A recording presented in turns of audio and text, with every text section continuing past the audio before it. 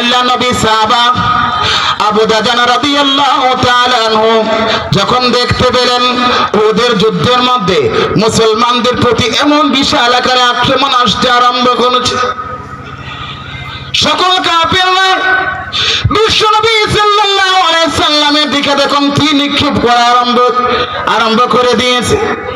আবু দাজানা রাদিয়াল্লাহু তাআলা বিশ্বনবীর সামনে গিয়ে দাঁড়িয়ে গেলেন। এবার নবীর দিকে ফির দিবেন না মুখ দিবেন, আবার বেয়াদবি হয়ে যায়, এই জন্য ফিরটাকে নবীর দিকে দেয় নাই, তার নিজের চেহারাকে বিশ্ব নবীর দিকে করে দিলেন, ফিরটা কাফির মুশরিকদের দিকে দিয়ে দিলেন। নবীর সাহাবা আবু দাজানা রাদিয়াল্লাহু তাআলা আনহু এবার কাফের মুশরিকদেরকে লক্ষ্য করে বলে, ও কাফের মুশরিকরা, যে পরিমাণ তীর তোমরা আমার পিঠের মধ্যে নিক্ষেপ করতে থাকো, যে পর্যন্ত আমি আবু দাজানার শরীরের মধ্যে এক ফোঁটা রক্ত থাকবে রে, সেই পর্যন্ত বিশ্ব নবীর গায়ের মধ্যে একটা তীর পড়তে দিব না। সুবহানাল্লাহ কইবেন না? যদি ভালোবাসা না থাকে তাহলে কি এইভাবে জান দিবে? এইভাবে জান দিবে ভাই? এটা হলো নবীর মহব্বতের কথা। কিসের কথা?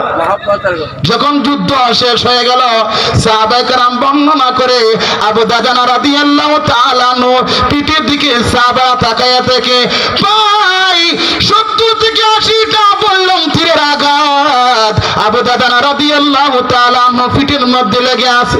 আবু দাজানা খুশি মনে আল্লাহর দরবারে শুকরিয়া আদায় করে দুনিয়া ছেড়ে চলে গিয়েছেন, ওদের ময়দানের মধ্যে শহীদ হয়ে গিয়েছেন। সুবহানাল্লাহ কইবেন না? শহীদদের ভাগ্য অনেক ভালো, যারা শহীদদের কথা শুনবেন তাদের কিছু সংবাদ।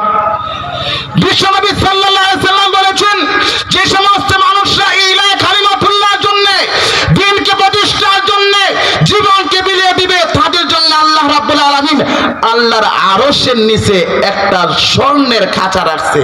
কিসের খাঁচা? স্বর্ণের খাঁচা। সবুজ পাখির ভিতরে তাদের রূহটাকে ঢুকাইয়া দেওয়া হয়। কিসের ভিতরে? সবুজ পাখির ভিতরে। ওই পাখিগুলা জান্নাতের মধ্যে ঘুরে বেড়ায়। কোথায় ঘুরে বেড়ায়? জান্নাতের মধ্যে। আল্লাহ তাআলা এদেরকে বলে, এই রূহগুলা তোমরা মনের মধ্যে তোমাদের আর কি আশা আছে, তোমরা কি চাও? এখন তো তোমরা জান্নাতের মধ্যে আছো।